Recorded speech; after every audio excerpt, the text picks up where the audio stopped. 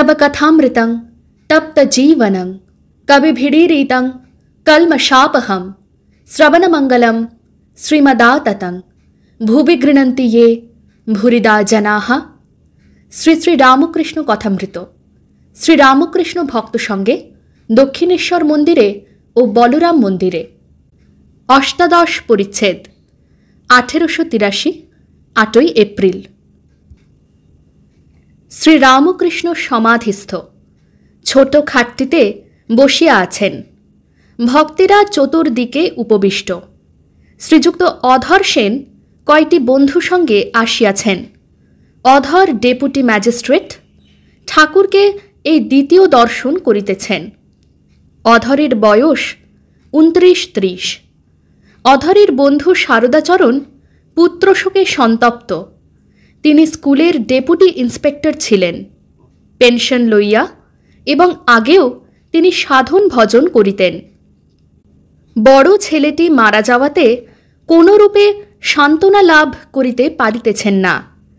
তাই অধর ঠাকুরের নাম শুনাইয়া তাহার কাছে লইয়া আসিয়াছেন। অধরের নিজেরও ঠাকুরকে দেখিবার অনেক দিন হইতে ইচ্ছা ছিল। সমাধি ভঙ্গ হইল। ঠাকুর দৃষ্টিপাত করিয়া দেখিলেন এক ঘর লোক তাহার দিকে চাহিয়া রহিয়াছেন। তখন তিনি আপনা আপনি কি যেন বলিতেছেন। ঈশ্বর কি তাঁর মুখ দিয়া কথা কহিতেছেন ও উপদেশ দিতেছেন?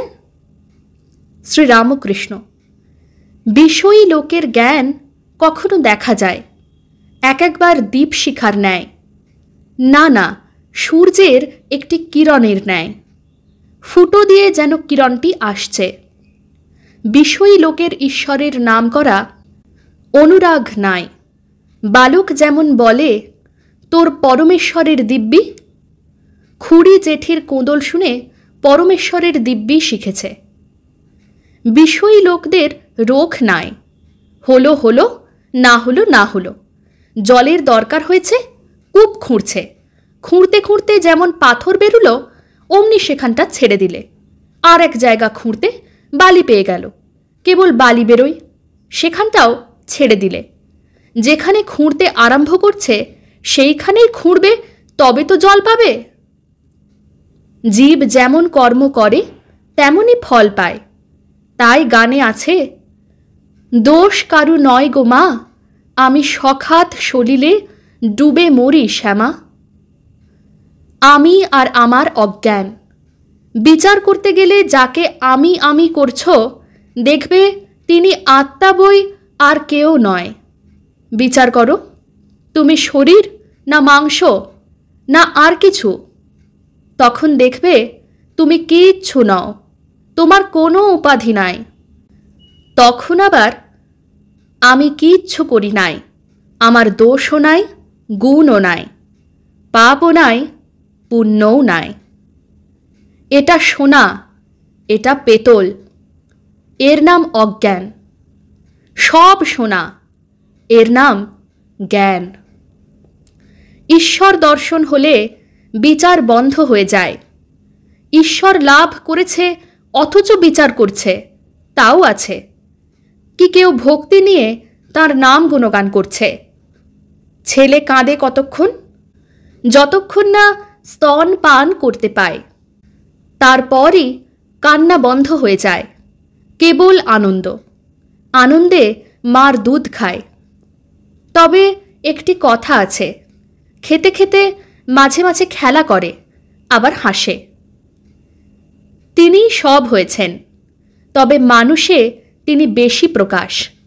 যেখানে শুদ্ধ সত্য বালকের স্বভাব, হাসে কাঁদে নাচে গায়, সেখানে তিনি সাক্ষাৎ বর্তমান। ঠাকুর অধরের কুশল পরিচয় লইলেন। অধর তাহার বন্ধুর পুত্রশোকের কথা নিবেদন করিলেন। ঠাকুর আপনার মনে গান গাহিতেছেন। জীব সাজো সমরে, রণবেশে কাল ও প্রবেশে তোর ঘরে। ভক্তি রথে চড়ি, লয়ে জ্ঞান ও তুনো, রসনা ধনুকে দিয়ে প্রেম ও গুণ। ব্রহ্মময়ীর নাম, ব্রহ্ম অস্ত্র তাহে সন্ধান করে। আর এক যুক্তি রণে চাই না রথরথী, শত্রু নাশে জীব হবে সুসঙ্গতি। রণভূমি যদি করে দাশরথী ভাগীরথীর তীরে। কি করবে এই কালের জন্য প্রস্তুত হও। কাল ঘরে প্রবেশ করেছে, তার নাম রূপ অস্ত্র লয়ে যুদ্ধ করতে হবে। তিনিই কর্তা। আমি বলি যেমন করাও তেমনি করি, যেমন বলাও তেমনি বলি। আমি যন্ত্র, তুমি যন্ত্রী। আমি ঘর, তুমি ঘরণী। আমি গাড়ি, তুমি ইঞ্জিনিয়ার। তাকে আম মোক্তারি দাও। ভালো লোকের উপর ভার দিলে অমঙ্গল হয় না, তিনি যা হয় করুন। তার শোক হবে না গা? আত্মজ। রাবণ বধ হল, লক্ষ্মণ দৌড়িয়ে গিয়ে দেখলেন, দেখেন যে হাড়ের ভিতর এমন জায়গা নাই যেখানে ছিদ্র নাই। তখন বললেন, রাম, তোমার বাণীর কি মহিমা! রাবণের শরীরে এমন স্থান নাই যেখানে ছিদ্র না হয়েছে। তখন রাম বললেন, ভাই, হাড়ের ভিতর যেসব ছিদ্র দেখছ ও বাণের জন্য নয়, শোকে তার হাড় জর্জর হয়েছে। ওই ছিদ্রগুলি সেই শোকের চিহ্ন, হাড় বিদীর্ণ করেছে। তবে এসব অনিত্য। গৃহ, পরিবার, সন্তান দুদিনের জন্য। তালগাছি সত্য, দু একটা তাল খসে পড়েছে, তার দুঃখ কি? ঈশ্বর তিনটি কাজ করছেন, সৃষ্টি, স্থিতি, প্রলয়। মৃত্যু আছেই। প্রলয়ের সময় সব ধ্বংস হয়ে যাবে, কিছুই থাকবে না। মা কেবল সৃষ্টির বীজগুলি কুড়িয়ে রেখে দেবেন, আবার নূতন সৃষ্টির সময় সেই বীজগুলি বার করবেন। গিন্নিদের যেমন নেতা কাঁটার হাঁড়ি থাকে, সকলের হাস্য, তাতে শশা বিচি, সমুদ্রের ফেনা, নীলবড়ি ছোট ছোট পুঁটলিতে বাঁধা থাকে। ঊনবিংশ পরিচ্ছেদ। ঠাকুর অধরের সঙ্গে তাঁর ঘরের উত্তরের বারান্দায় দাঁড়াইয়া কথা কহিতেছেন। শ্রীরামকৃষ্ণ অধরের প্রতি, তুমি ডিপুটি, এ পদও ঈশ্বরের অনুগ্রহে হয়েছে, তাকে ভুলো না। কিন্তু যেন সকলের এক পথে যেতে হবে। এখানে দুদিনের জন্য। সংসার কর্মভূমি, এখানে কর্ম করতে আসা। যেমন দেশে বাড়ি কলকাতায় গিয়ে কর্ম করে। কিছু কর্ম করা দরকার, সাধন। তাড়াতাড়ি কর্মগুলি শেষ করে নিতে হয়।